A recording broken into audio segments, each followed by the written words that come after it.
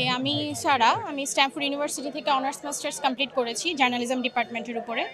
তো আমি খুব রিসেন্টলি আর কি দেখলাম জার্মানি জননী সংস্থা থেকে আর কি একটা পোস্ট ফেসবুকে যে মানে বেকারদের জন্য আর কি একটা সুবিধা। তো ওই পোস্টটা দেখে এখানে আসা, অনেক আশা নিয়ে এসেছি। দেখি এখন বাকিটা আল্লাহই ভালো জানে। ইনশাল্লাহ চেষ্টা করব যেন ভালো কিছুই হয়, এতটুকু।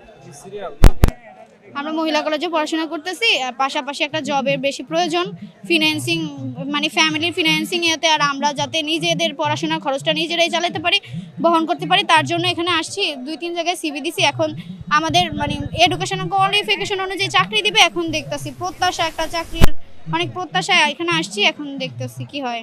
আর গ্রামীণ জনগণের সংস্থাকে ধন্যবাদ যে এভাবে একটা চাকরির মেলার আয়োজন করার জন্য।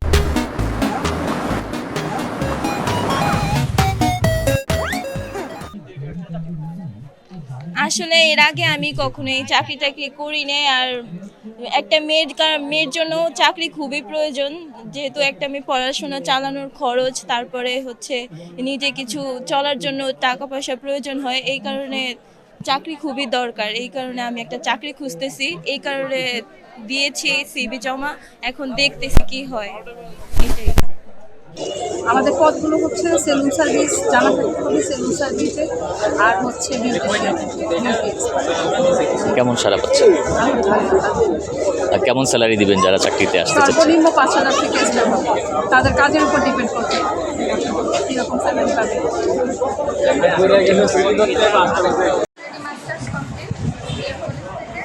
আর এই ধরনের মেলাগুলো হলে আমরা সবাই হচ্ছে সাধারণ জনসাধারণ মানুষের তো অবশ্যই উপকৃত হবে, কারণ আমরা সিভি জমা দিয়ে এক জায়গায় সব ধরনের স্টলগুলো পাচ্ছি, যেখানে হচ্ছে সব ধরনের সংস্থা আছে। এক ইতেই সবার কাছে হচ্ছে সিভি জমা দিয়ে আমাদের বলেছে যে ডাকা হবে। তো অবশ্যই আশাবাদী যে ভালো কিছুই হবে।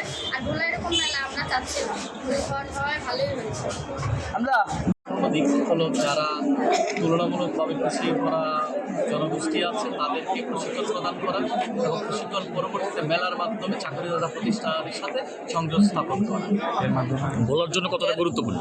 হ্যাঁ, এটা যে কোনো জেলার জন্য এটা খুব গুরুত্বপূর্ণ। কারণ ভোলাতেও আমরা চাচ্ছি যে যারা বেকার জনগোষ্ঠী আছে তারা যাতে এই গ্রামীণ জনগণ সংস্থার মাধ্যমে প্রশিক্ষণ নিয়ে চাকরিতে নিযুক্ত হতে পারে।